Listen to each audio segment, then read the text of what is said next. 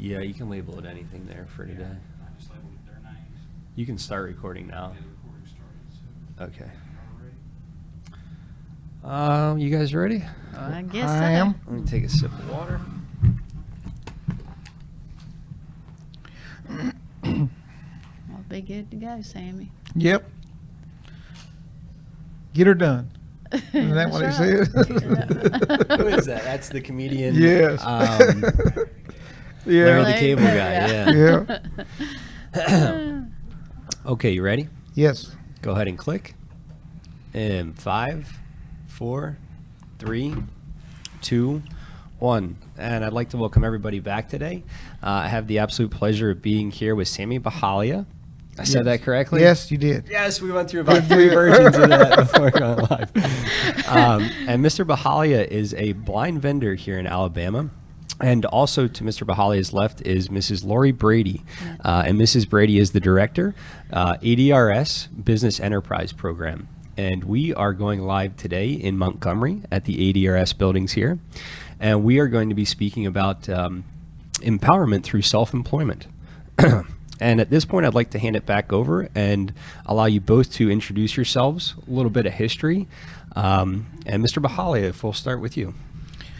I'm a blind vendor in the Business Enterprise Program for the Blind, which is administered through ADRS, and I have been so for 40 years. I learned about this employment opportunity when I was in high school through tutors who helped me through public schooling because of my low vision.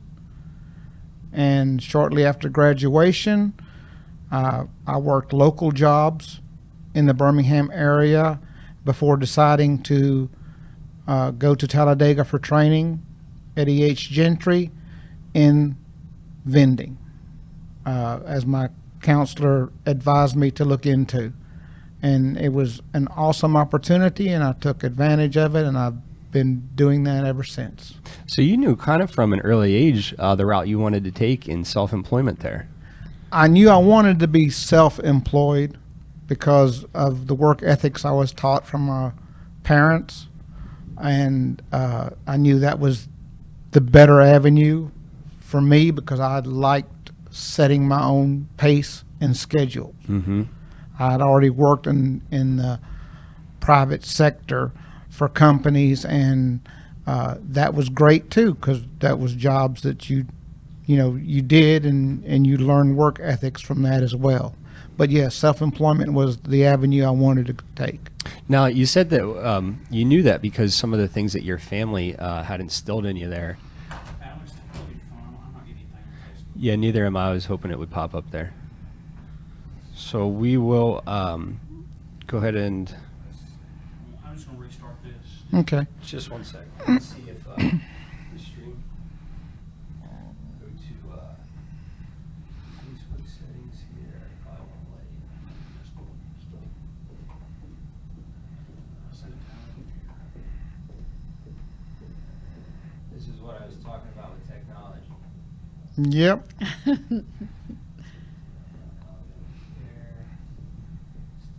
public. Yes. Stream.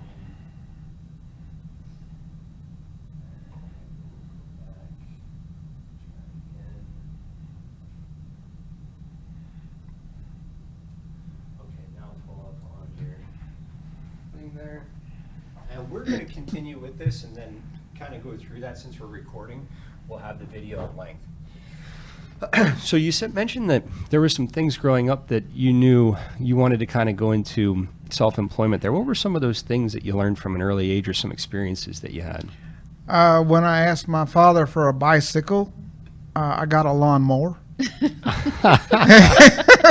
And that was the beginning of that. So I walked around the neighborhood cutting grass and earning money. And of course, naturally, he did buy me a bicycle, but the purpose of that was to learn a lesson that I can work for my money and get whatever I need myself. I think that's... And oh, go ahead. it I'm was a sorry. great lesson. I think that's a very important lesson to learn at a young age. You see a lot of kids in their teenage years that want a new video game or a new game console. Like you said, that mower's right there. Yeah, And your perfect. neighbor's yards need it.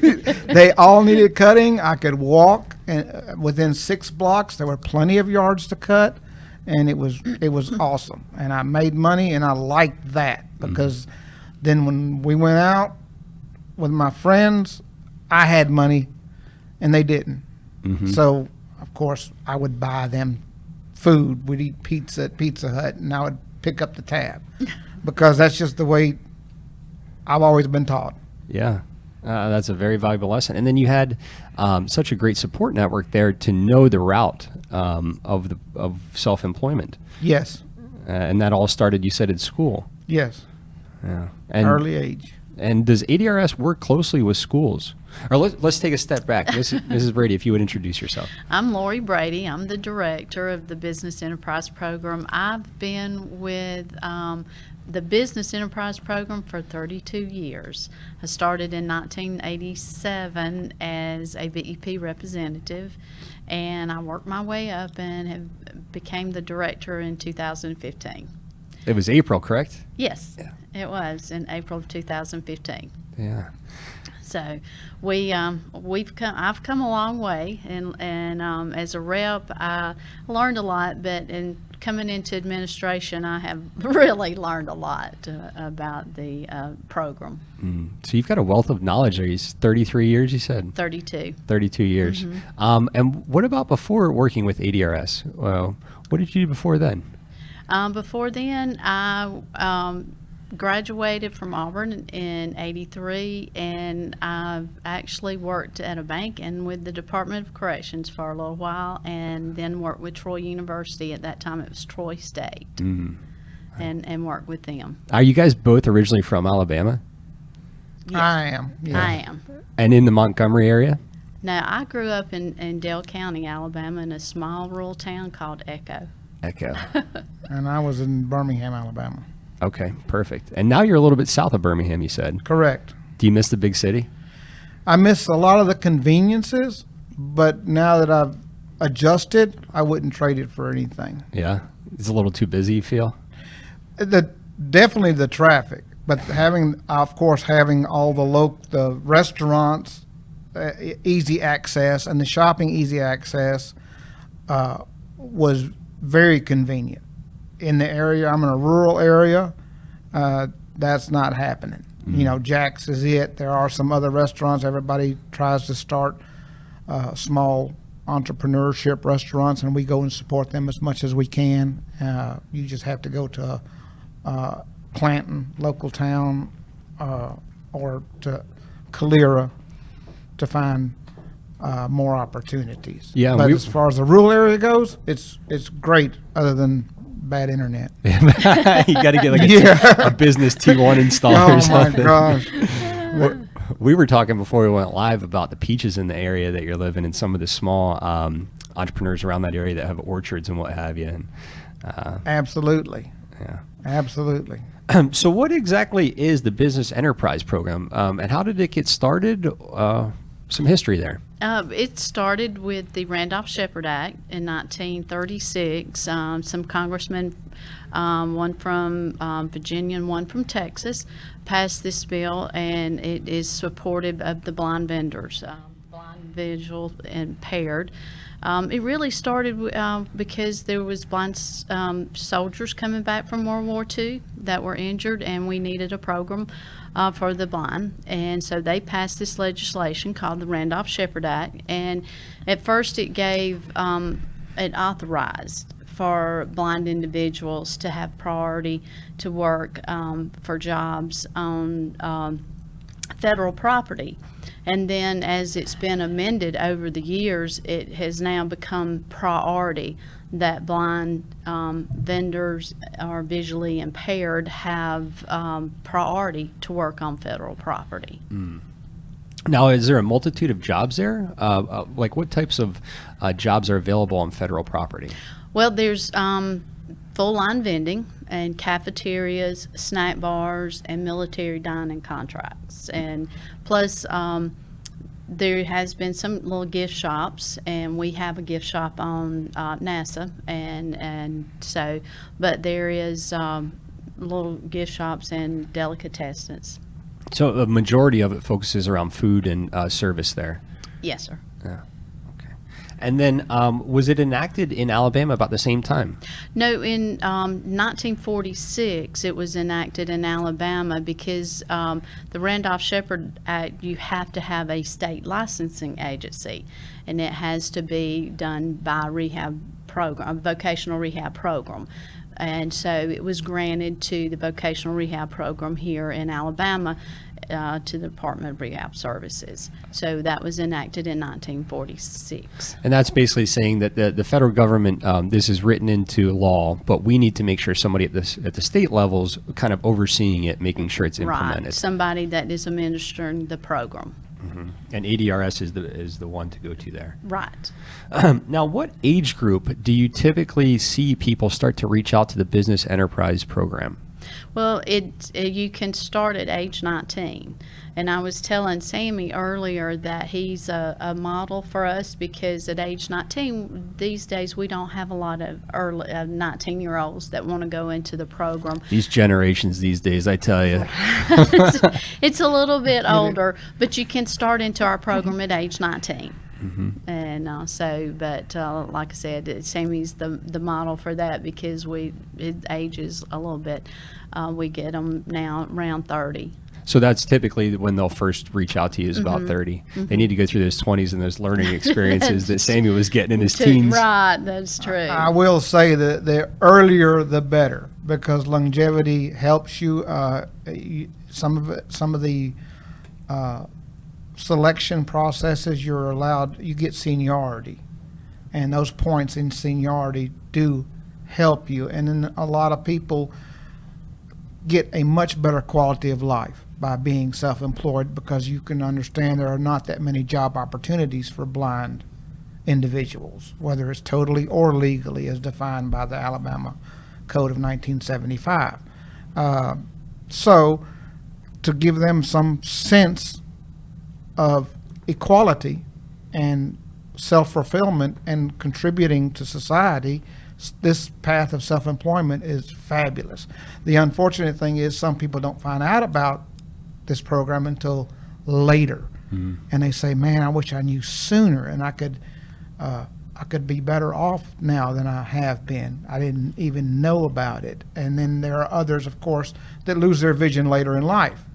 That's a very good Yeah. point. Some don't lose their vision until an unfortunate maybe auto accident, or as Lori said, coming back from the military. My condition was hereditary. I've got macular degeneration, and I had it from birth.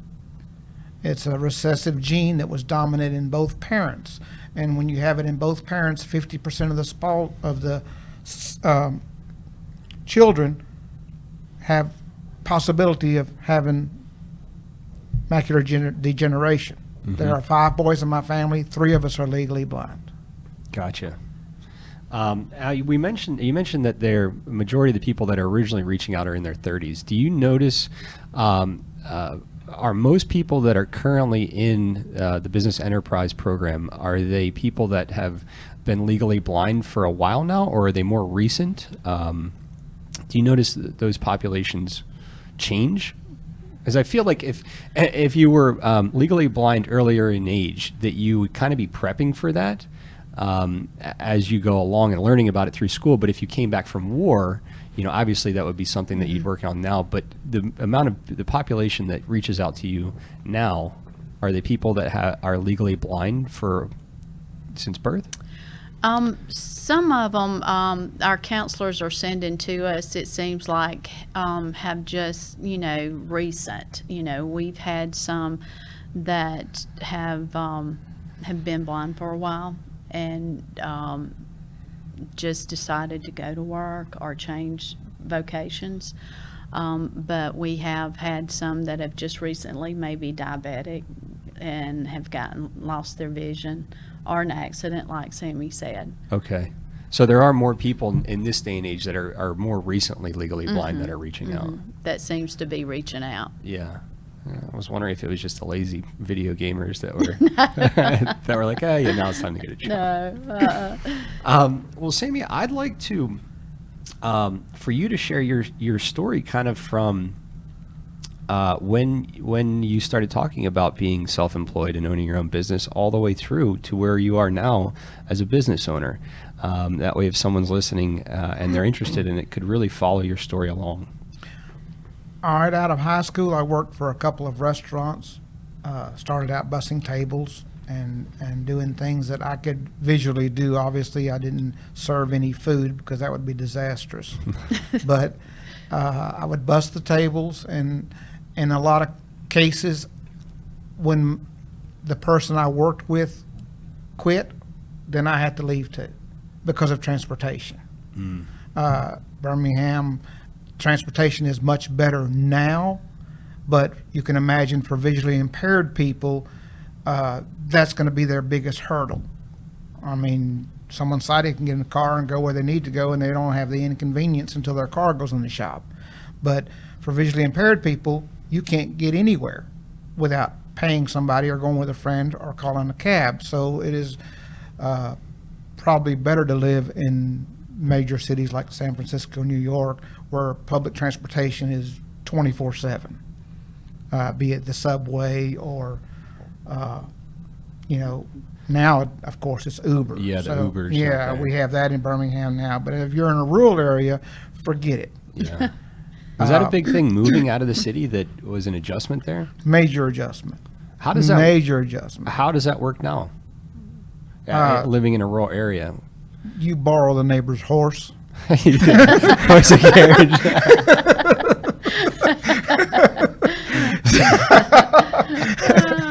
No, thank God I've got a very supportive wife that I try not to put too much burden on.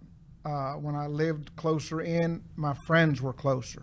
So they would come pick me up and help out in that area. So now I tend to put things off until she's ready to go somewhere. And we work out that way because she also works side by side with me in the vending. I do have some help that I've employed, because that is a beauty about this business, is that you obviously have to have a driver, so you employ somebody, and I've employed a retired veteran.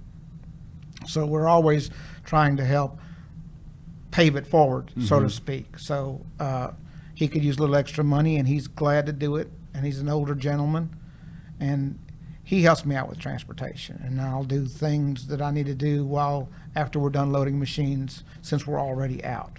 Gotcha. That's a really good way to kind of combine those. Combine it, yes. So I've learned to do that. Otherwise, you exhaust your friends because, you're not having transportation for a week, and then the friend calls you up and say, hey, let's go to a concert together. Hey, could you pick me up 2 hours earlier?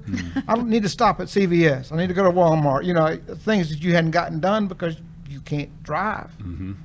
So, and you mentioned the transportation is a little better in Birmingham, but I have a friend who is in a wheelchair and needs to get the bus to get around. And even then, sometimes the bus services are kind of hectic, or late or early, or correct. And if you have to be somewhere at a doctor's appointment on time, you almost have to. She said, I got to get there like an hour early at least, just to make sure I'm at the appointment in case something goes wrong. Yes, it's always a challenge. Transportation is a big issue, and that's part of the reason why, out of your 5 senses, blindness is the one that is considered the most debilitating, because you can lose one of the others and still function with some normalcy. And of course, that's argumentative, because if somebody's deaf, they say, well, you don't know what it's like not to hear. I agree, or not to feel. And I always say there's 6 senses instead of 5, because you pick up another one. Anytime you've lost any of one of your senses, it's like the others are enhanced. So that's what I call the 6th sense. Yeah. And until you've been there, you don't develop that. Anybody who've lost hearing come up with other ways to hear and sense the sound. Visually impaired people time things, and their memory increases, and you don't have to remember where the restroom is. You can just look down the hall and see that one's men's. I have to record it. Yeah, that brings up a really good point. I wonder if, with the memorization there, if some of the later illnesses in life, like dementia, aren't found as prominent in people that are legally blind because they're exercising those, like you said, that sixth sense a little bit more. Very possible. Now that you brought that up, mine being genetic, the gene that has caused my blindness is also the gene that causes Alzheimer's. Mm-hmm. But since I'm already using that gene to be blind, You're it not can't cause Alzheimer's. Really? So, it can only do one thing. That's actually kind of like yeah, I didn't know that it could only express in one way there. Right. And it's like a spin up or spin down kind of thing. That's right. It can't. It's tied up right now. So, what do you feel about kind of the self-driving cars, the Teslas and what have you? Do you think that's something that is very beneficial? probably would be. I don't know that I would even get one because of the uncertainty of, some of the issues that have already been exhibited in the ones they've tried with Uber, of course. Mm-hmm. I know I'd be more observant than probably a sighted person because you tend to relax. Yeah. You know what I'm saying? There's a lot of sighted people who look but don't actually see. Or they're texting or something. Or they're like that. texting or something like that. And I can get in the car and with as a passenger, and an example, my driver turned the turn signal on, told him we were going somewhere on the interstate. And I noticed he cut his turn signal on after a little ways. I said, why is your signal on? He said, because I'm getting off. I said, not here, you're not. And he looked up. He says, you're right. It's one more exit. How did you know that? Yeah. I said, because I know how long you've been driving. You haven't gone long enough at this speed to get to that exit. Yeah. He said, I think you can see. You're lying. So, obviously, I can't, or you wouldn't be with me. That kind So- of that's like the sixth sense you were talking about. Exactly. So it's stuff like that, and that's not just in me. It's all blind people, whether they're totally or legally. So, and that's part of what makes them annoying as well to sighted people. Because you're thinking, okay, you can see, look at this, and then if you don't get a response real quick, well, can't you see it? Yeah. No, you have to give me a chance to read it. My eyes have to focus too. Just because I can see doesn't mean it's instantaneous. I said, well, since I've never had good vision, I don't know. Well, we took a left turn there. Let's get back to when you were working at the restaurants. I did work at the restaurants. Those jobs played out, and I said, okay, I'll go to Talladega. It was a 6-month course for E.H. Gentry to learn about the vending. Now, what's Talladega? Take us. What is Talladega is where our Institute for the Blind and Deaf is, AIDB. Okay. Alabama Institute for the Deaf and Blind. So typically, when you're blind, that's where you go to school because public schools are entirely too challenging. And that's K to 12. Yes, K through 12 is at Alabama Institute. Okay. Correct. And then as a part of that, on the same campus, there's a facility called E.H. Gentry, which trains, has a training facility for the Business Enterprise Program for the blind, which is fabulous. And over the years, it has developed, and each instructor has come and gone, has built on the previous ones, and right now it is a fabulous training facility and really sets you up for entrepreneurship to be successful in it. Now, unfortunately, you can't make somebody be self-employed. It's not, self-employment is not cut out for everybody because we are inherently conditioned to work 9 to 5 Monday through Friday and off on weekends. That's the typical society. So being self-employed requires more time than that, and you have to put forth more effort. You can't forget about it on Friday at 5. Well, they say if you're self-employed or own your own business, you work 70 hours so you don't have to work 40. Exactly. Yeah. And there's nobody to call in sick to. Yeah. So you do it. So that being said, it's still the path that I wanted to take. So I went to Talladega, paid the price, 6 months, came out, got my first facility. I was 11 years doing the vending machine, the break room at UPS in Birmingham.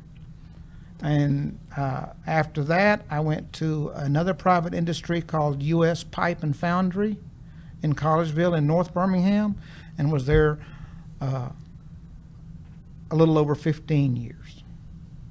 And then moved into the rest areas. And now I have a rest area, which is on I-65, both southbound and northbound in Chilton County. In Chilton.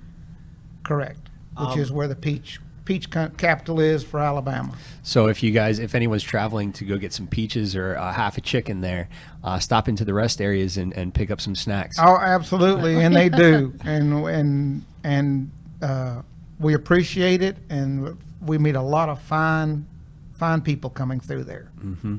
Now, going out to Talladega, you mentioned that there was a cost there. What is the cost to get into the program? It's not a cost to get into the program, but you have to live there because you're going to school, so you can only come home on the weekends.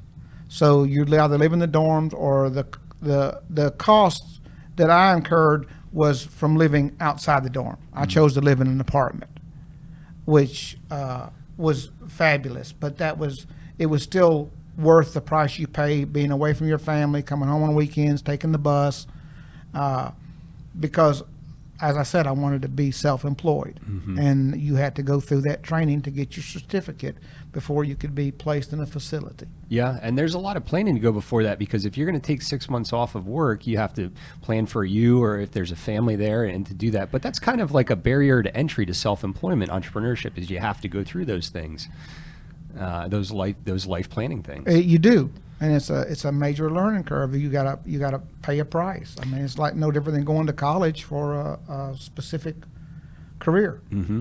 Now, are there certain semesters where the school's in session? Is it one time a year or 6 months a year? It's twice a year. We have a class. They have a class in January and then one in July. And you have to be a consumer of our department, vocational rehabilitation consumer, and then you go to Talladega to E.H. Gentry, and it's 6 months. So, and that's kind of leads into the next question I was going to say, is how do you get accepted into that program? If you could kind of say how to make sure that you're getting ADRI services, and then the next step to get into that program. Well, you become a consumer of the Department of Rehab Services, and then the counselor will refer you to E.H. Gentry, and they do an evaluation such as orientation and mobility, technology, and independent living skills, and then they'll do that evaluation, and then you're accepted into the class. But prior to that, you have to be considered legally blind and living in Alabama. You have to be a residency of Alabama, legally blind, and age 19. Age of 19. Mm-hmm. So for anyone listening, you would have to go through ADRS. You'd have to be a consumer there, and you'd have to get all the proper documentation to become a consumer. Then your counselor, who you've been working with, would refer you, and you'd have to go through an orientation there of life skills, mobility, to make sure that you could be accepted into the program. And how, like if I was in that orientation process and I passed, would I be on the list for January of 2020, or would I be on the list for July of 2020, or how soon? Well, we just had a meeting with E.H. Gentry, and the class for January is full, so you would be on the list for July of 2020. How many people get into a class? We do not like more than 5 in a class. Well, the instructor and Gentry, I say we, but E.H. Gentry and the instructor, they do not like more than 5 in a class. They have a pretty busy schedule.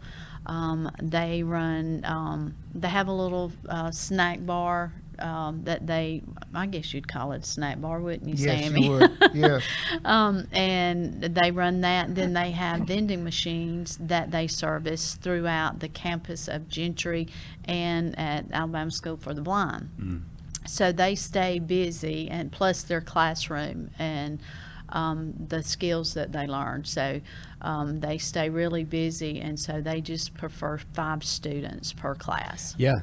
It's very time consuming for the instructors because you're not just dealing with individuals, blind individuals that you're trying to mentor into and shape into being self-employed. You're also dealing with some of these individuals who are still adjusting to being blind. That's a very good point. Yes. So that's a hurdle within itself. And So it's- they need the space for which to work, because you can't just stick them in a cubicle, and they have to learn whether it be it Braille, whether it be it adaptive software for your PC, so that you can, if you're legally blind, enlarge it to see it, or whether you're using the Freedom Scientific program of Zoom Text or JAWS, which speaks everything to you, or NVDA, which is another software. So there's a lot that goes into it. It's not like, it can be done in a short period of time. It takes a lot of patience on both instructors and students. And I imagine from that point, every class would be different depending on the individuals in the class and how new they are to it or how far along in that process they are. Absolutely, and then more resources are taken if you require more attention. If you don't, quite comprehend something, they have to come up with a creative way to present it to you that you will absorb the information. So it's a big process. Now, being 5 people in the class, that's a very intimate class. Do you still talk with some of your classmates, your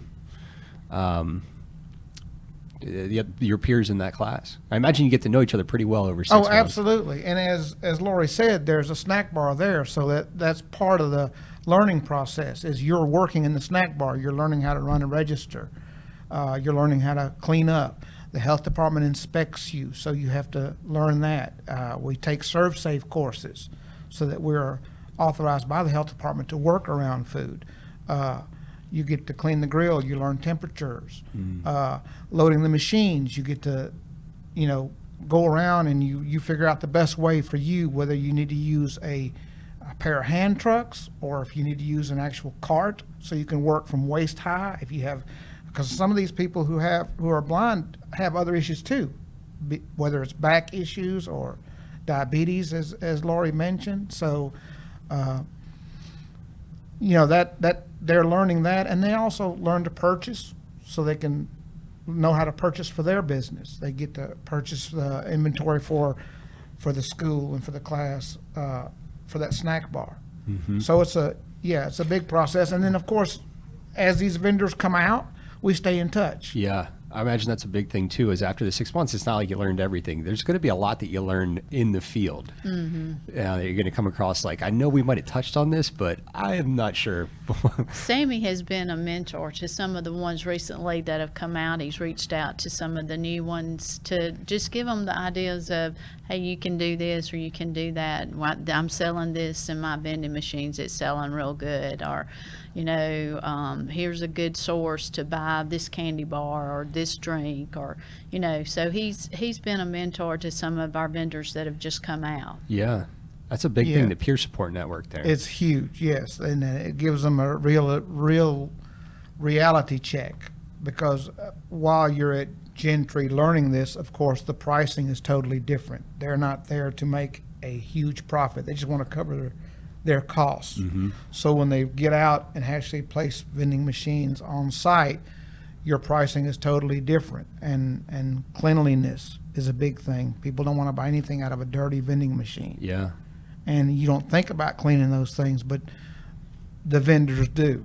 And the mentoring them is fabulous, and they absorb it like a sponge, and they can't wait to get out and get their own place. So that's what some of the vendors, such like Lori said, such as myself and a lot of the other vendors who are what we call senior vendors, have been in it a long time, are glad to take students on. and show them this is why I do this. This is why you'll develop your own method, your own ways of doing it, but these are the basic principles that you will need to follow.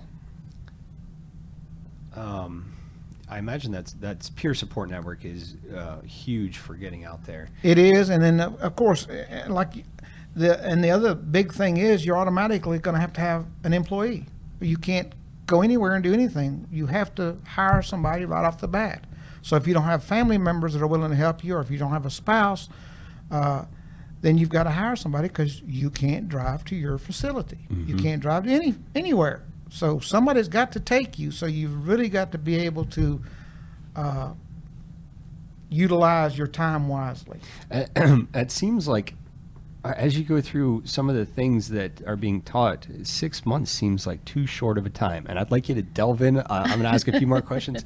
We had a few people in the chat here, and I just want to acknowledge them for you guys to be a part of the conversation as well. Jane Bosler says she's watching. Jane, always good to see you here. Thank you. Janie Gable Curtis says AIDB #limitless. And Deborah Stokes-Myrick says great job. So thank you all for commenting. If you have any questions, please go ahead and type them in the chat. So 6 months, I feel like, to learn all aspects of a business, in even like the bookkeeping, finding vendors, that's a lot in 6 months. That's why you only want 5 students. Yeah. Because of Yeah, the staff it there. is. It is a lot to learn in 6 months. The instructor has an assistant, but they stay busy. Yeah. And she has it broken down where they do, and they rotate. Currently, they will rotate the students doing different aspects. Like one student may have 3 machines, and then another student may have the responsibility of doing the over-the-counter sales.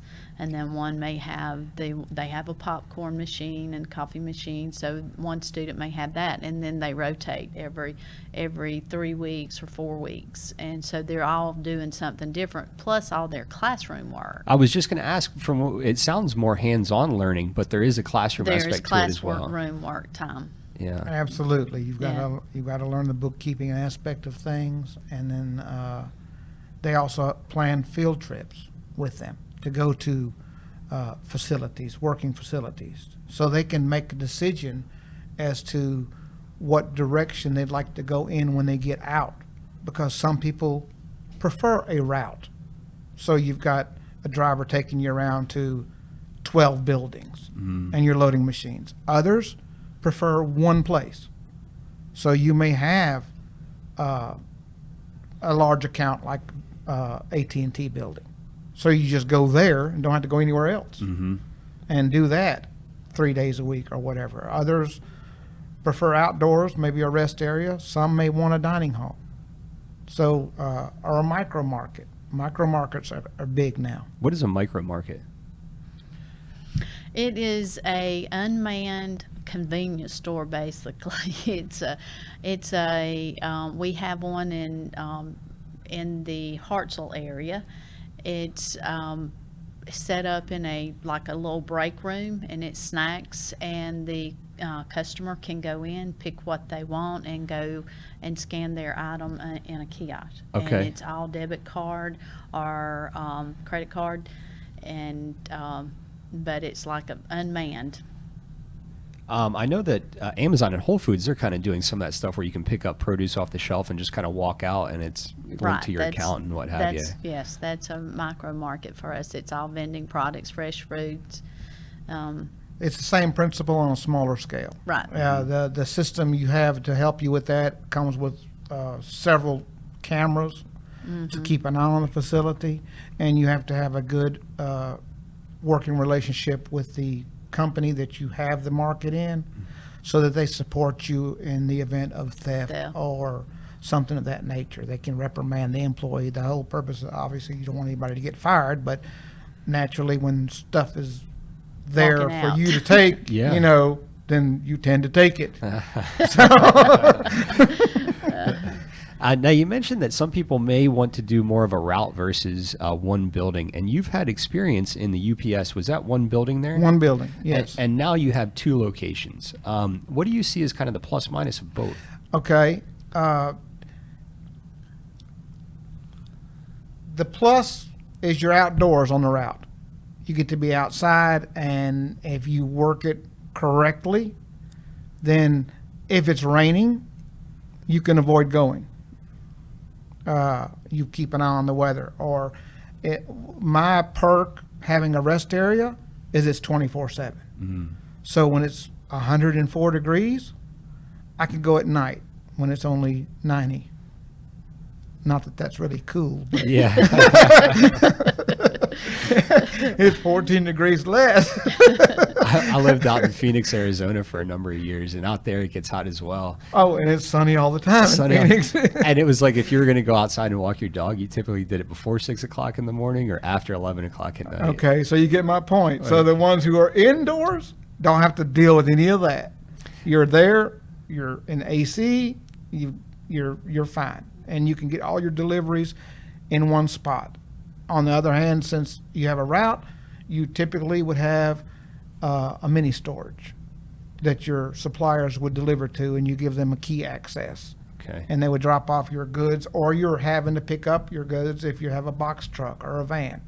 So that it's not just a matter of dealing with the machines, you have to also get your supplies. So the days you're not loading machines, you're typically getting supplies. Yeah, like you said, it's the 70s.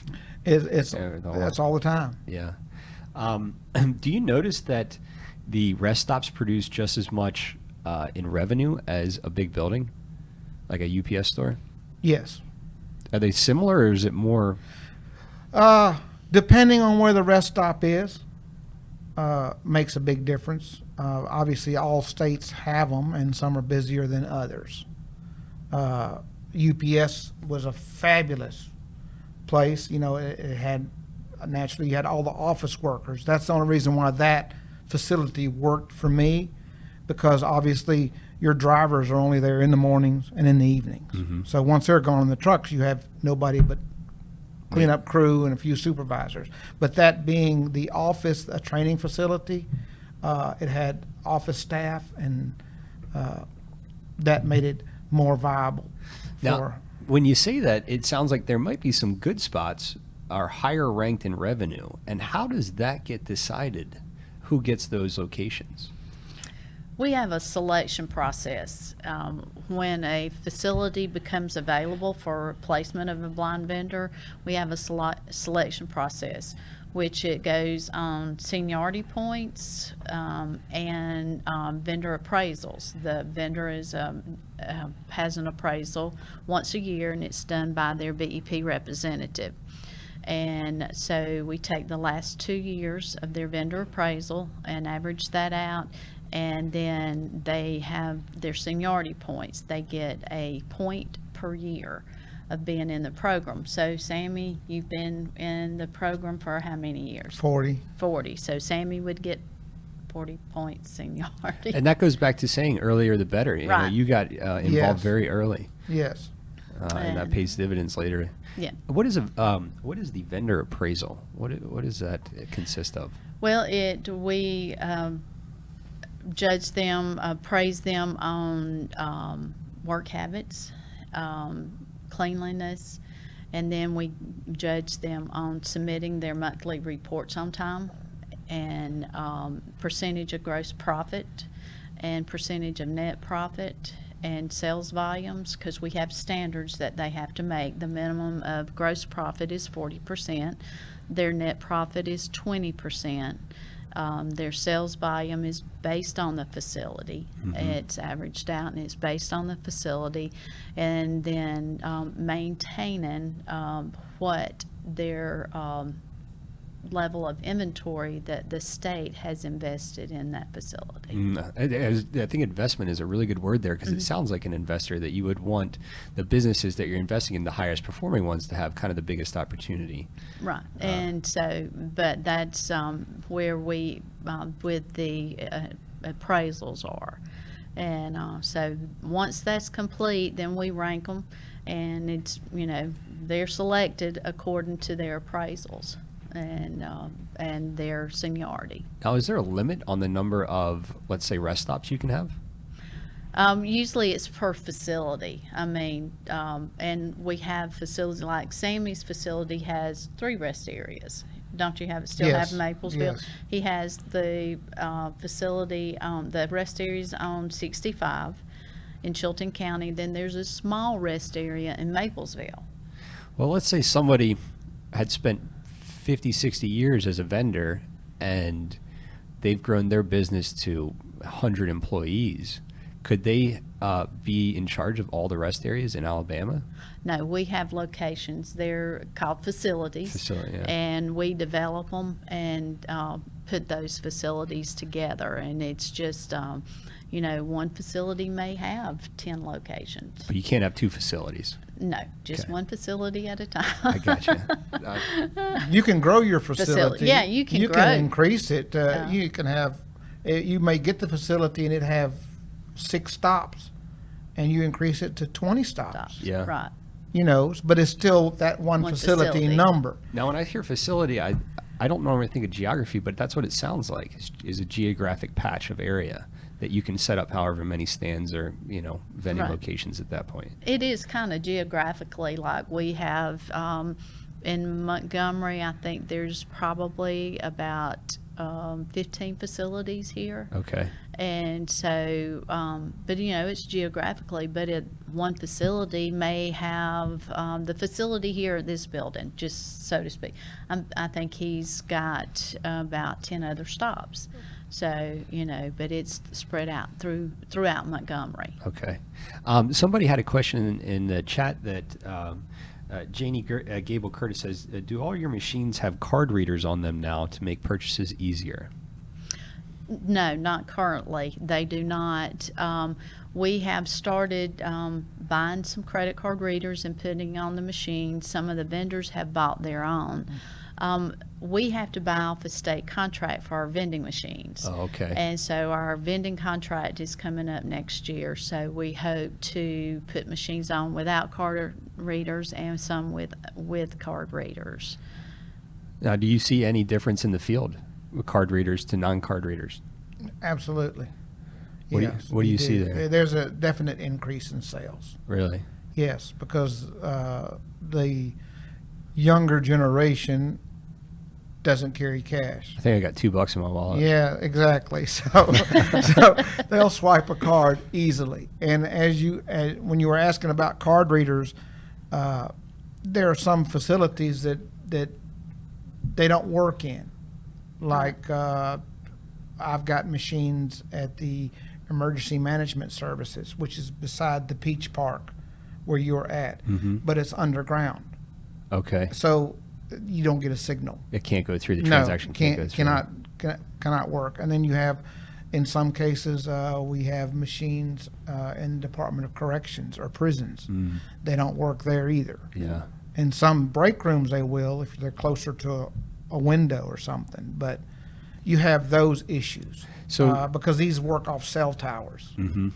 You mentioned that you have to get the vending machines through the supplier there as a state organization, but does the individual vendor have the option to put in a card reader on a vending machine? Yes, they can put it on their machine. If they want to purchase them themselves, yes, they can. Like I said, currently, we've just started buying card readers for the vendors. And but a vendor, if they want to purchase their own, they can go ahead and do that. So I would say that, or would you say, Sammy, to any vendor that if you have a location that does have cell signal, definitely get a card reader? Absolutely. You want to monitor your machines first. Sales per machine. You want to be sure that it is worthy of getting a card reader, if it would actually benefit you. There are some of those machines that do not make enough in sales, and putting a card reader would be counterproductive because you incur a cost by doing so. There's a monthly service charge, of course. There's the credit card fees, and then if you didn't purchase it outright, there's the cost of the monthly fee for the equipment, whether to rent or lease. Sounds So like a- yeah, there's some locations that don't make enough money to offset what you would get an increase of sales with the card reader. But your better ones, yes. Rest areas, absolutely. Absolutely. Do you There's have them no- on all of yours that have I reception? do. I've got 20 machines on I-65, 10 on each side, Mm-hmm. and all 20 have a card reader. What's the investment in a card reader? How much is if you were to pay in full just at price?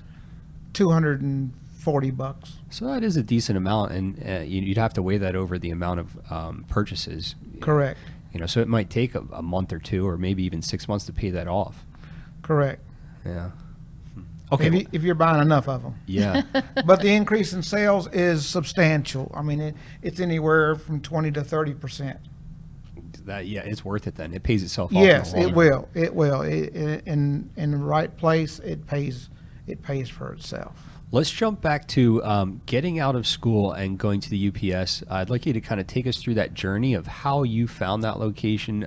Some of the things that, that process there, some of the things that you learned by trial and kind of failing in your first experience as a business owner. I guess you could say I was one of the fortunate ones. I went to UPS because I had a family member who worked there, and I asked them who had the break room, and at the time I believe it was Pepsi or Coke, one of those two, because that's the two main ones that people tend to gravitate to first. And I just went, made business cards, dressed up appropriately, and went to the office and asked to speak to someone that was in charge of making the decision as who did the vending here. And I got that interview, and I sold myself. That's what you have to do, is sell yourself first, because the machines don't change no matter who puts them in. Yeah. So, and the way I did it was by letting them know that I could give you Pepsi or Coke, because I'm an individual. So you're not limited. With Coke, you're only going to get Coke. With Pepsi, you're only going to get Pepsi. I can give you both out of one machine. So that helps. The fact that I was going to come by there every day, I was investing my time. That made a difference, because any of these other companies who get it are placing it on a route. They're going to give it to their route guy and say, hey, here's another stop. Go by and work this. And they're not going to come by other than their designated day to do so. So if it's Tuesdays, you won't see them again till Tuesday. Mm-hmm. Now, if you have a repair, of course, you can call in a service call and somebody may come out and handle that repair. But otherwise, that guy's not coming back, because he's got a route to work. He's making so much an hour. He's got so many places to go. I'm investing my time. I'm making a living off this. I'm not getting the $10 an hour. I have to earn my money. So, and I've always, part of the learning process, at age gentry, is it is your business, but it is a baby. You have to grow it. You have to feed it before it can feed you. Mm. So just because you sold this item, the money from that, after you sold it, is not yours. You have to put that aside, because you have to buy another item to replace it with. And then after you've paid your expenses, your transportation, whatever's left is yours. If you manage to get $100, great. If you manage to get $20, that's what you get. Yeah, it's not like all the money you take out of the vending machine No, you're putting absolutely in your pocket. not. No. So, and as that's the same principle that applies to any business you get into. So it's not just vending. So yes, that was my first facility, and the reason why I say I was fortunate is because I was able to find it myself. Well, that's what I wanted to ask about, because it didn't sound like you were assigned a facility through. No, I was waiting for a facility. I was on the list for a facility. So meaning that the ADRS also has, the counselors also go out and get facilities. Uh-huh. So if they get a facility, then the process is to give it to the lowest income vendor, or put it out for bid, and typically the licensee will get it, which was, a licensee is a person just coming out of Gentry. is Yeah. gentry. Correct. And then you become a vendor after you get a facility. So you are a priority. But rather than sitting and waiting for them to get a facility to offer me, I was proactive. and went out trying to find facilities. So the facilities are guaranteed on all federal land, Right. but You there can- are tons of private. facilities that are Correct. always open for a good business deal. Correct. And we have a lot of private facilities. I think that's a really powerful point, because sometimes we kind of get held back by, this somebody's helping me find this opportunity. But you're saying the opportunity's out there. Yes, it is. It's out there for anybody. I mean, this program is specifically designed for the blind, but anyone can go out there and make your opportunity. Don't wait for someone to hand it to you or the door to open. Open it. So, And we have private facilities like Sammy said, in our program. Okay, so they'll sign on to ADRS facility kind of thing, which Yes. I They would. think as a business would be a very beneficial thing, because you guys are constantly, like, if you were to go with Coke or Pepsi at the UPS store, and for some reason they wouldn't go out of business, but if Coke or Pepsi went out of business, you'd be scrambling to find somebody to come in there. But if you partner with ADRS as a facility, ADRS is always going to have your back. Like, hey, we're looking for somebody. Right. You don't Yes. we have a revolving door of people that are looking for that work. Absolutely. Yeah. Absolutely. And like I said, that we care more about the facility than it's not just on a route for a major company. We're individuals, so we're investing our time because it's our livelihood. Small business is the back Yes, of America. yes, absolutely. And then, so the UPS, what are some things that once you got that, I don't want to say agreement, but you worked out the terms there. Right. When you first set up shop, what are some things that really kind of hit you across the face? That you're like, well, I wasn't really prepared for this. I'm going to learn how to do it really quick. Is there anything that comes to mind there? Just the transportation. Otherwise, I knew what I was in for. It was a break room, and the machines were all in that one break room, and the only storage I had was a closet, which was beneath the stairwell going to the second floor. So most of my products had to stay on my van. I used that closet just for pastries and chips and stuff, and kept the drinks on my vehicle. How did you find your suppliers? Through ADRS, they let you know who the suppliers are in the area. Okay. Be it wholesalers like Cash and Carry. Of course, UPS is there on Oxmoor Road, and Pepsi is on Oxmoor Road too. So they were just right down the street. Yeah. But being small, you had to pick up your products. So they had to have X amount of cases to deliver, and we didn't always meet that volume. So you had to go to Coke and pick up your products, go to Pepsi, pick up your products, go to Golden Flake and get your chips, and then go to your suppliers and get your candy and stuff.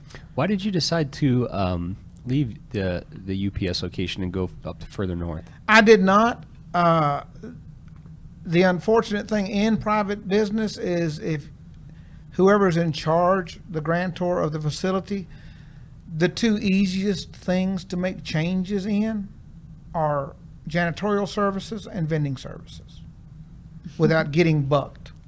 You know what I'm saying? If you're trying to make a name for yourself in the company, then a lot of times you go in there and just, flex your authority and say, okay, I want to change janitorial service, or I want to change vending service. And I was there, like I said, 11 years.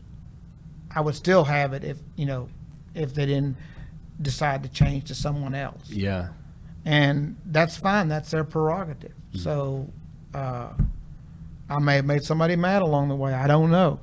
But that happens. Yeah. So I didn't leave it on my own. I stayed at U.S. Pipe and Foundry.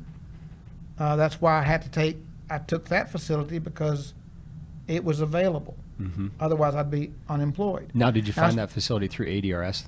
Yes, that was already a facility that was ADRS's, and the person that was there chose another facility, so that vacated that one, and I got U.S. Pipe, and I stayed there until U.S. Pipe shut down, which was a different, business altogether. It was vending machines scattered throughout the plant, which when you're in a plant like that, you have to follow safety protocols. You'd have to go load those machines wearing safety glasses, hard hat, boots, gloves, until you got to your machine, because there was a lot of heat involved in making pipe, so he didn't want to. And then it had a break room centered in the middle of the plant, which had a short order grill and a small steam table. So you had to be able to get there, 5 in the morning, so you could open at 6 because you had to cover 3 shifts as best you could. So that was very challenging, but it was an awesome opportunity, and I learned from every one of them. Were there some specific instances from the pipe location that stand out in learning that you think are shareable? Yes, finding employees. Yeah, that's something that I see pop up in every industry. The hiring never goes away. Never goes away, especially in truck driving, having CDLs to drive, deliver like beer trucks, Coca-Cola, Pepsi. They're now hiring restaurants. They run an ad all the time. It's just year round. The turnover is unbelievable. What do you find is the best way to find great hires?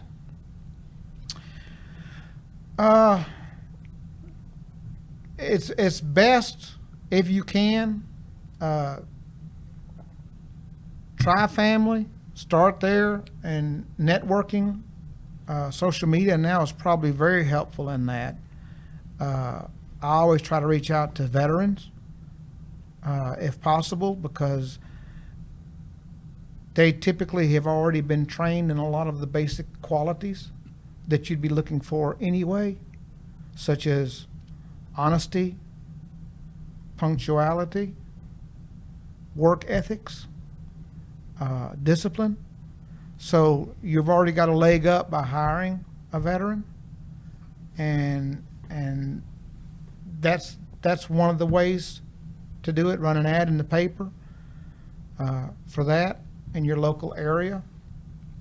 Churches are some means. And the biggest issue is always, you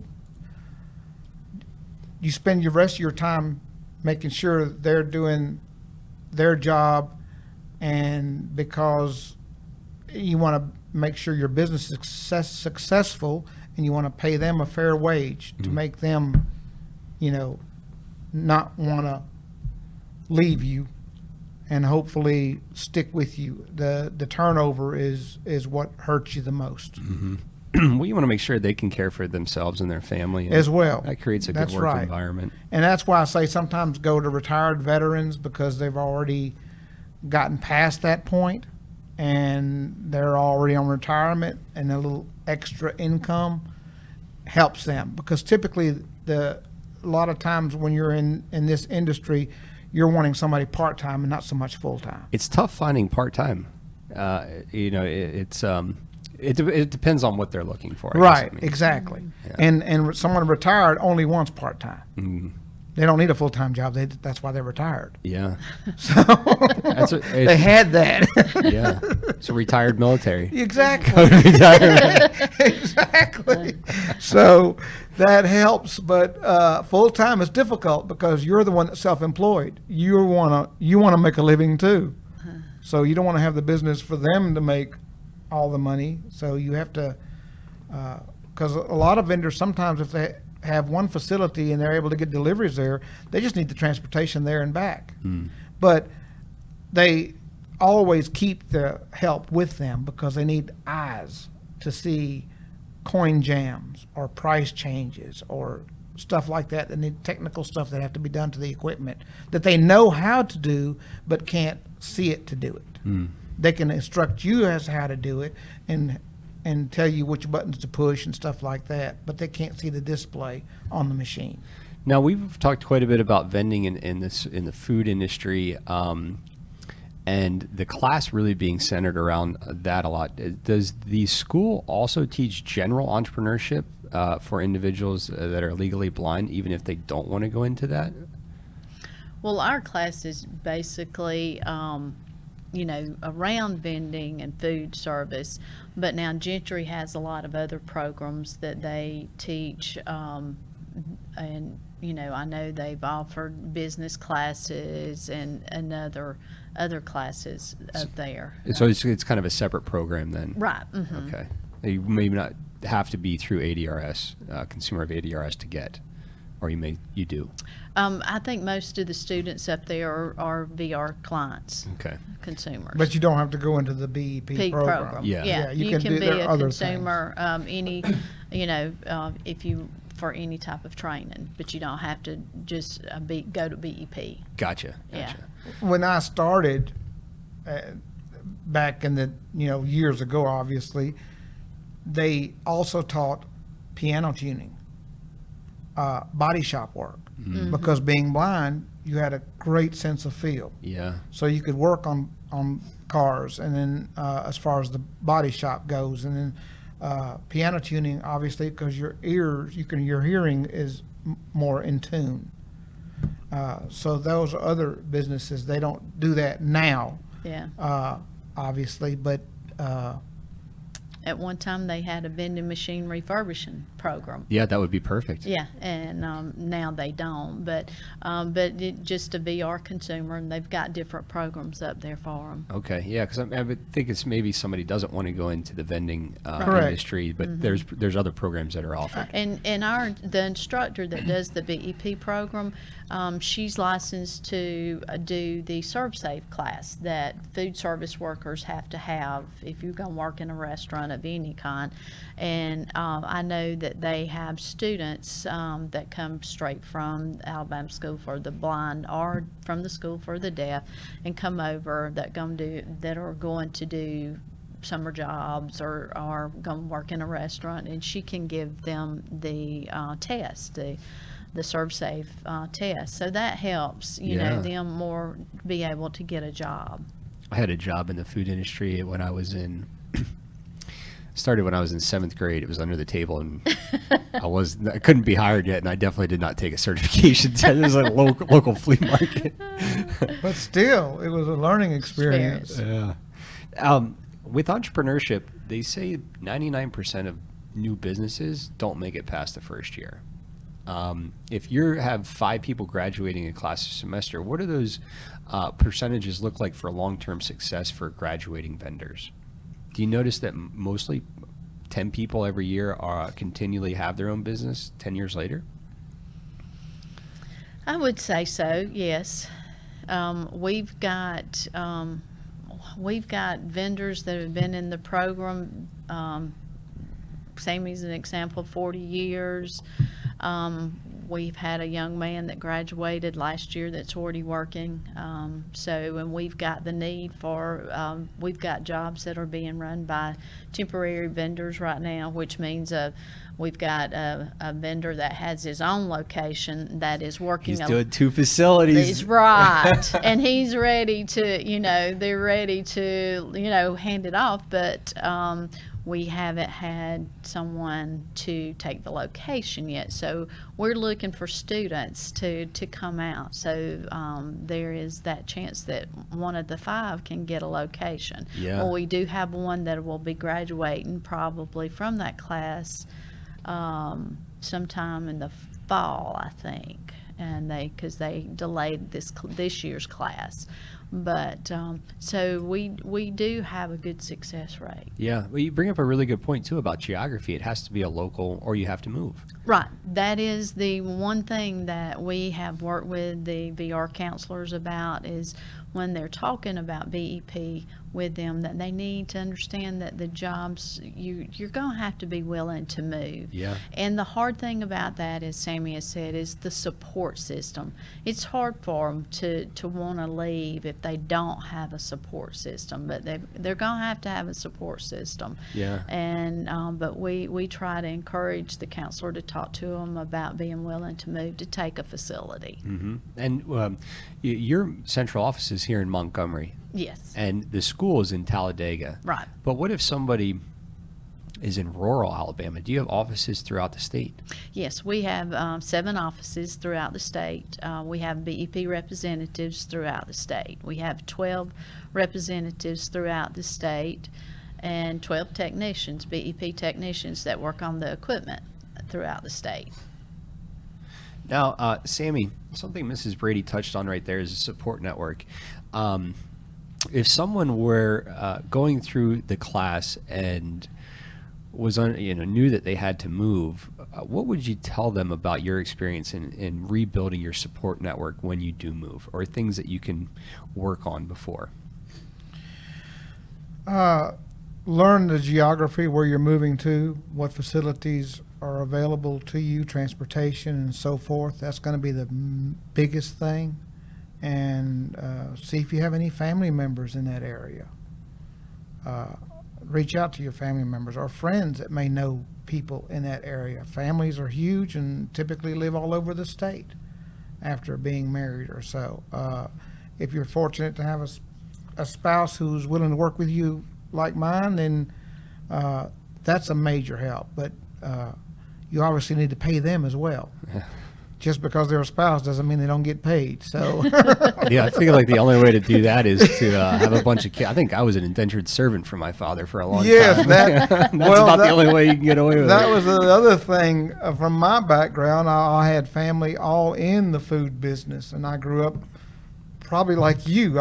I was working at a young age, going there every Saturday and doing dishes or helping with this or helping with that. So yeah, and I'd get my $2 and exactly my cheeseburger, and I was to be quiet. Yeah, or they'll say, "What do you mean? Dinner's on the table. What more do you expect?" You go to the movies Saturday and all that. So that's it. But that was a good way to come up. Mm-hmm. I mean, it paid off. So the move is a major thing. Typically, you can start out in your area, but if something nicer comes along, yes, you have to be willing to move. I lived in Hoover, had a nice house close to all the restaurants. I could actually ride a bike to the Galleria Mall, and now I'm in Jemison because I tried working the rest area from Hoover, and the fuel just ate me up. Yeah, going back and forth, and then of course with all the interstate construction, the traffic was horrendous. So it didn't work out. The numbers just didn't add up. The numbers didn't add up, so I had no choice. Yeah. And now I'm only 10 miles from it. It's a 22-mile round trip from my house. And I'm fortunate enough to get deliveries from some companies at my home. The rest, the others, I have to go to Birmingham and meet. If I get an order from Atlanta, or go to the local warehouse of another supplier in Birmingham and pick up my stuff. So a major player in that support network is your transportation and making sure. That's the biggie right there. Because you're trying to be independent as possible and self-sufficient as possible with an adversity that you have to overcome. So those three are hurdles that you have to really work hard at. It's bad enough just getting up every day being totally blind and knowing that your jeans are on this side and your shirts are on this side, and either memorizing the colors or somebody looking at them for you. I don't know if there's a tool out there that'll help you with the colors, but sometimes you can mark them. There's ways. I mean, there's a lot of blind people who are very independent who do their own laundry. They got special devices to put your socks in so they don't get separated. So I need those. Yes, people sighted need those because the dryer manages to disappear socks all the time. I just choose mine up. I don't know where they are. Sock land. So somewhere. those are the challenges with any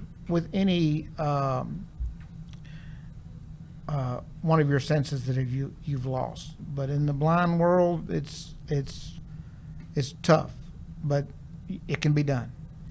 Kind of on that topic, I haven't heard of anything like this for other disabilities.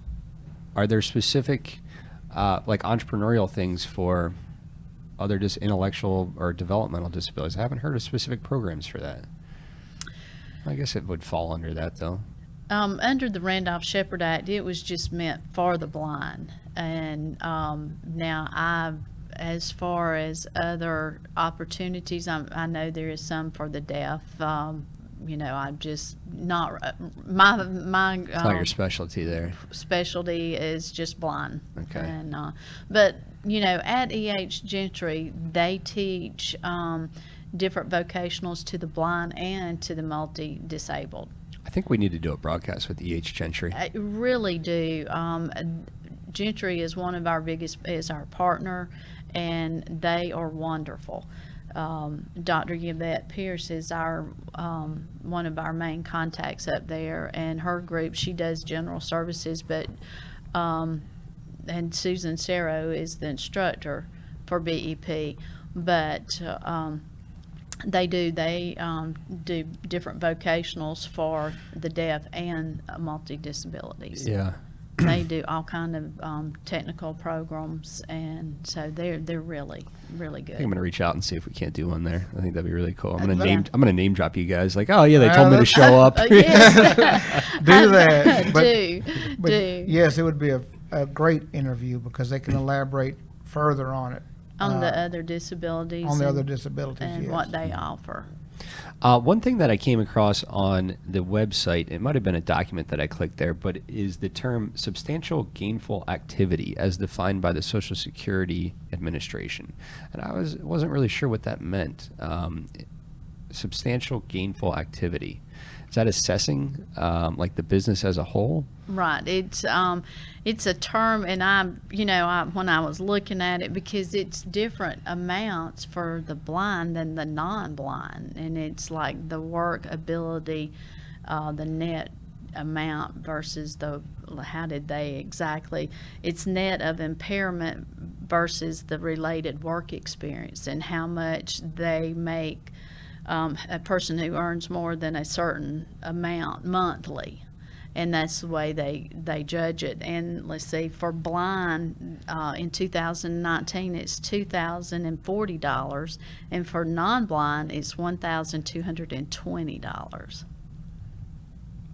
I don't understand that at all. I have to take a step back. So they're saying substantial gainful activity.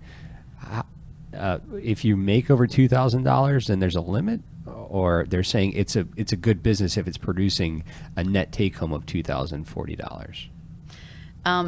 It's a good business if you're making over $2,000. Okay, so they put a limit on it. Like someone wouldn't be able to support themselves. Right. If you're making over $2,040, they're saying you don't qualify to get the Social Security disability. They're saying substantial gainful activity is $2,040. Gotcha. So if you're making more than $2,040, then your SSI will be cut back a little bit. Gotcha. Correct. Okay. Have you gone through some of that? Yes, I have throughout the years working, because typically that's what you're on when you first go to Talladega. Mm-hmm. That's what helps pay your rent while you're there. Or they take some of that, if you stay in the dorm, then some of that is taken, they reduce it so they can pay that so that you can take the classes there. We've done a few broadcasts with getting work, people with a disability getting work, and a lot of what I've heard is I'm nervous about losing my benefits, getting some employment, and then for whatever reason not being employed, and my benefits won't kick in for a month or two because that's sometimes how things work. That's true. It does work that way, and it's no different than getting unemployment in some cases. A lot of people who get unemployment, of course, are used to making more than that. But when you're guaranteed X amount of dollars a week, it's hard to find a job to get you that. You have to make quite a bit more than that to get that net amount. Mm-hmm. So that's the same scenario with your SSI, basically. So you want to be able to have substantial because that will be cut. Mm-hmm. So you need to at least make better than that, because if you're just going to make that, then why work? You could Exactly. just continue with the SSI. Yeah. Now, is that So- something that they go over in the course? Yes, absolutely. You Yes. know about Yeah. it. And Social Security Administration always, from time to time, sends out notifications to you to see how your work progress is, Mm-hmm. and you fill out forms. So they always keep keep posted on all that. Like, the government keeps tabs Yeah, on you. always, yes, of Oh. course. Another thing I came across on the site was there was $100 million in revenue for the year. Is that correct? Did I write that down right? No. No, our sales for fiscal year 18 was 26 million. 26 million. Mm-hmm. And that is through all of the vendors. Yes, we've got approximately 80 vendors. Okay. I can't do that calculation in my head, but is it pretty evenly spread out? Or do you have some? We have some high vendors and some low vendors. Our median income is around about 40,000. Yeah. That's a good living. Mm-hmm. Yeah. We wished it was more, and we're working, trying to get our lower income vendors up. Yeah. But yeah, it's we have about 80 vendors.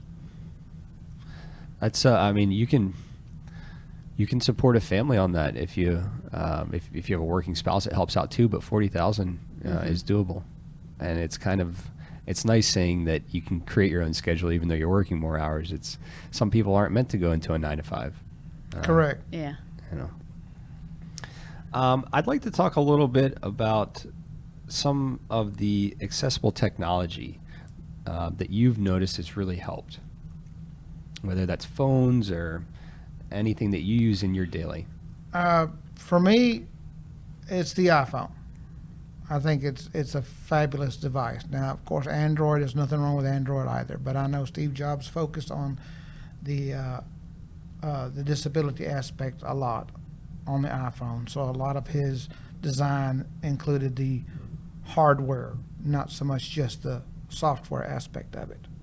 And I've got several apps on my phone that I couldn't do without.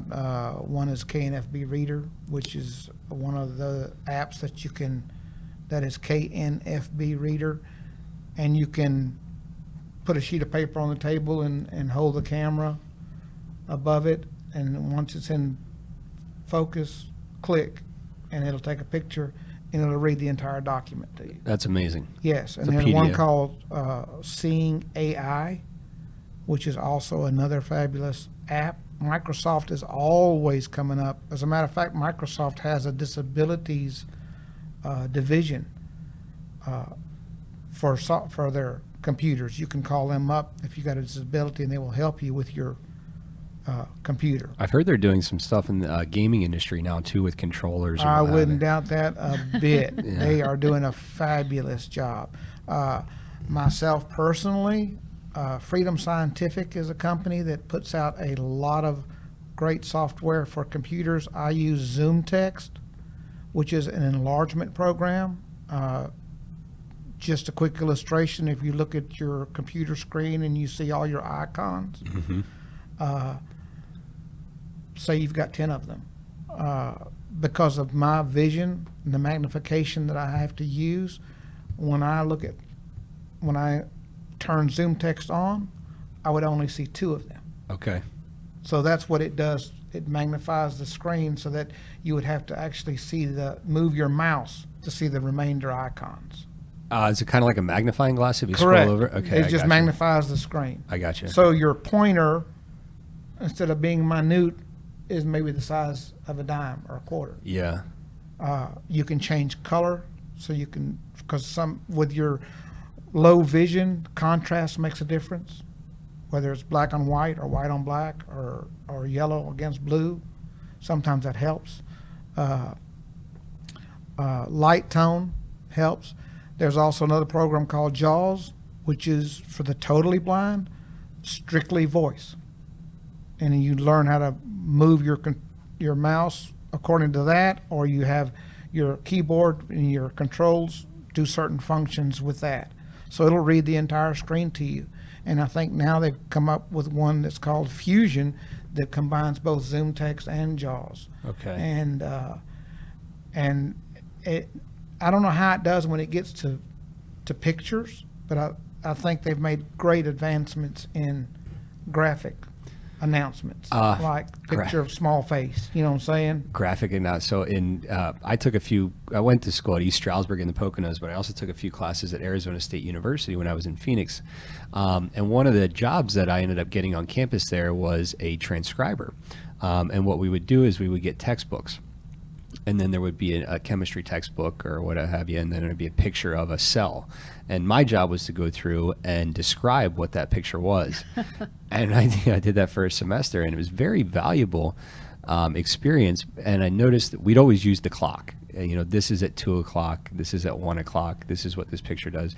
And then we would send that to the individual that was taking that class so that they could see what that picture was.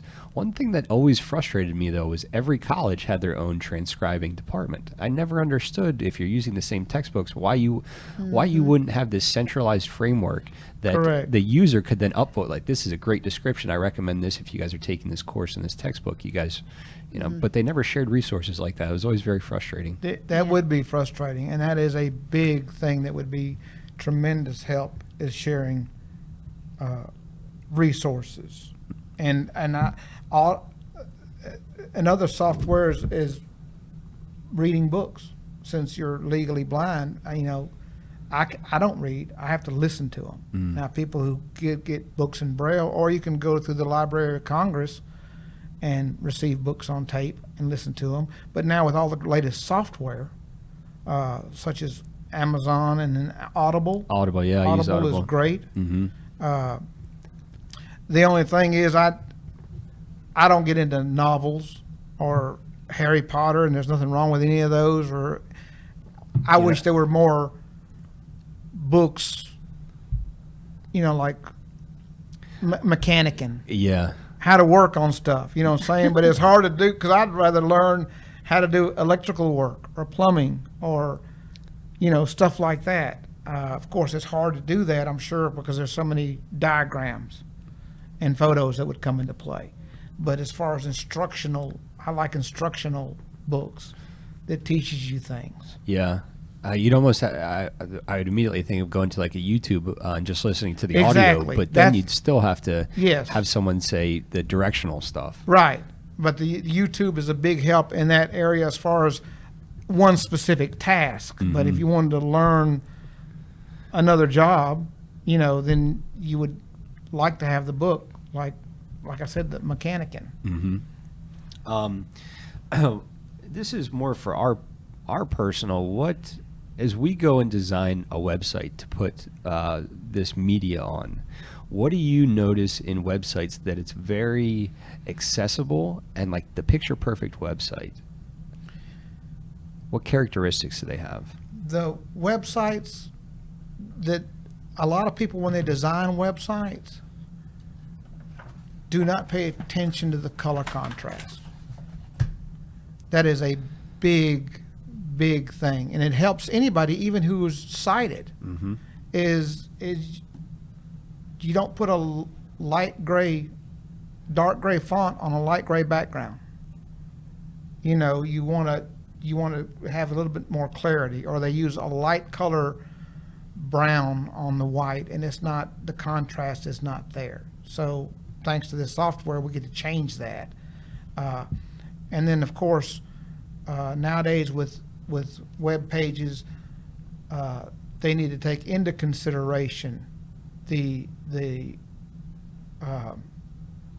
disabilities that are out there.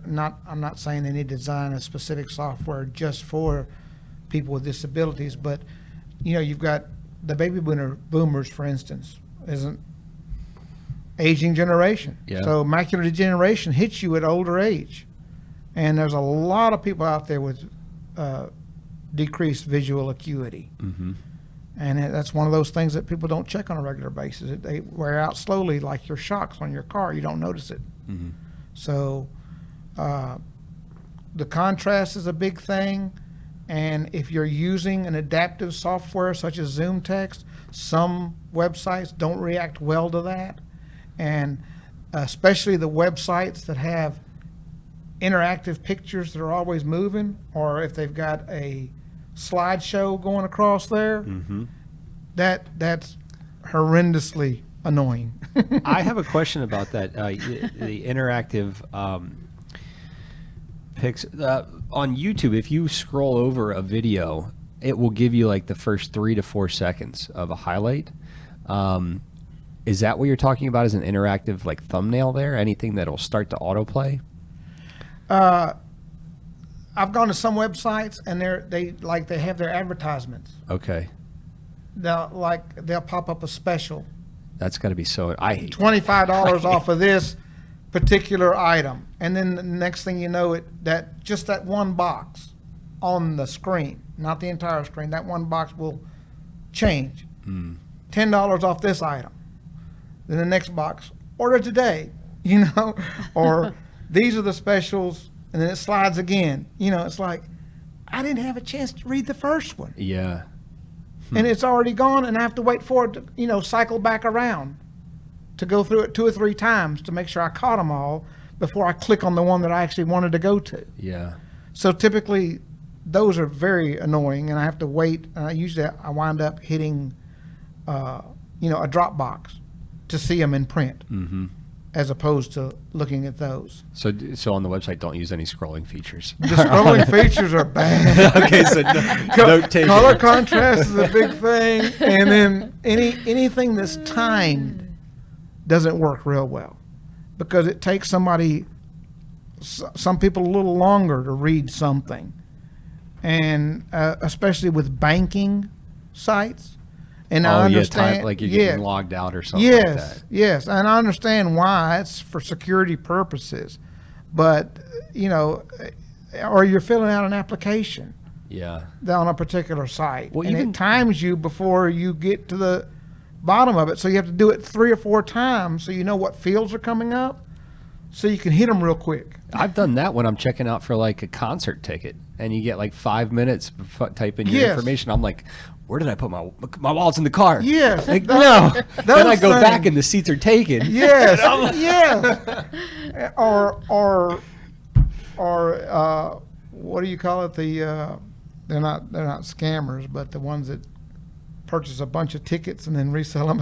Yeah, like a Ticketmaster kind of thing. Yeah, no, but they'll go in there with like a robo and Yeah. purchase all the tickets And drive up the price. And drive up the price. It's like, wait a minute, Yeah. how did that happen? It was $20 cheaper a minute ago. Yeah, right. Or it's like if you're buying a flight, you want to go incognito mode if you're just checking the prices, Prices, and then go back into regular mode to purchase them. Right. they'll Right. check it for price. And then sometimes I'll have to actually print that screen and look at it under. I have a CCTV, which is another fabulous tool. And if you don't know what that is, it's basically a TV screen, and you have a separate camera, and some come built in where you have the screen and the camera below it, and you can actually set something underneath that and read it. And that allows you the ability to fill in applications with pen, so you Yeah. can see the print and everything. Sometimes I'll print that screen that you have to fill out in a timely fashion and look at it under my CCTV so I know what's coming. So when I tab over, I don't have to wait for it to announce where I'm at, because sometimes it doesn't, and I can start filling it in and get to it before it times out on me. I've done that or I'll do a fake thing. I was applying for an accelerator out in Arizona, and you couldn't go to the next page of questions until you'd filled in all the fields. So I was like, well, I'm all right. I'm going to print this out, but I'm going to put in some fake information, put a fake application in, but I'll know all the questions, and I'll go back and do the real one. Right. It's a very similar process there. Right, and the other thing is when you've enlarged your screen since you're limited in your field of view, finding the next thing you need to click on, whether it's next or cancel, takes a little longer. So make Because those you got to buttons search bigger. it on the screen. You got to look for it. I mean, and then a lot of times I've had to kill zoom text just so I could look for something that's darker or away, and then turn zoom text back on, so now I know a certain part of the screen I need to go focus on because I just noticed it. Because I can see that but not read it. and that helps. So So I'm kind of hearing color contrast is big. big, Also, don't do the time stuff. yes. Don't And have stuff flashing across moving, this- yes. on the screen. You're doing the moving with the mouse, and you don't need something moving back at you. And also, it sounds like don't put on anything that's not necessary. Right, 'Cause right. it Too takes much information is not good. Yeah, You know, it makes it tough to navigate. it makes there. it very tough to navigate, and simplicity is better, I think, in that regard. Because you still have plenty of information on your website because you've got all these places to click on, you know, and you've got all these drop boxes with. We are kind of coming to an end here, and I'd like to ask, is there anything that we haven't talked about that you guys think is very important? I just want everybody to know that if you're interested in becoming a blind vendor, that our business enterprise program at all, that they reach out to their to the vocational Department of Rehabilitation, vocational rehabilitation counselor for the blind, and talk with them about the business enterprise program, or they can call our state office here. Our 1-800 number is 800-441-7607, and ask to speak with me, Lori Brady. I'd love to talk with them about it. And but they can reach out to a counselor with our department and let us talk to them. And the earlier, the better. The earlier, You're going to the get better. those, points for being. Seniority Absolutely. point, and but we'd love to talk with them and get them in the program. There's not a lot of opportunities for people with disabilities in the workforce. I mean, you're putting a burden on a lot of major companies if they try to hire somebody because they have to make adaptive changes to their structure, their building. I mean, I know they need to be ADA compliant anyway, but then you have to make more space in an office if they're working at a desk or stuff like that. So this is a fabulous program for the blind. And last time I checked, I believe 70% of blind people in the United States are unemployed. So we could help get that number down if they will reach out. Of course, you got to understand how some people became blind. I mean, if you're used to being independent all your life and you're now 50 and you've lost your sight when you were driving just fine last month or reading a newspaper and now you can't, that's a big hurdle for you to overcome. So some people become recluse. I'll just stay home. It's no different than people who are in wheelchairs, paraplegics. You've got those who get out, go to Lakeshore Rehab and participate in rugby, have special rugby chairs and don't mind getting an adaptive vehicle, loading up their wheelchair and sliding on their butts to the seat and have controls by hand and driving. Then you got others that don't even go to the mailbox, stay at the house. So it's your own drive. The opportunity's there, and if you're a blind person seeking employment, this is a great program. A.H. Gentry is a wonderful facility, training facility, and it's an opportunity for you if you'd like to take advantage of it. Well, I'd like to say thank you both for being with us here today, Mrs. Brady and Mr. Bajailia. I appreciate your time. Well, Thank thank you. you for inviting us. Thank you for having us. And for everybody else watching, please reach out through ADRS, through your counselor, call the number, get into the system, get through the class, and start your own business. Yes, definitely. Do not wait on Absolutely. that. We're going to conclude that for today, and we will be going live on Thursday with Mr. Lorenzo Brown's class again. So we'll see you guys on Thursday at 1:30. All right, let's make sure that our stream has ended here. I do not want you guys to be speaking, and I tell you that the audio is off and it's still live. But it looks like it's coming through.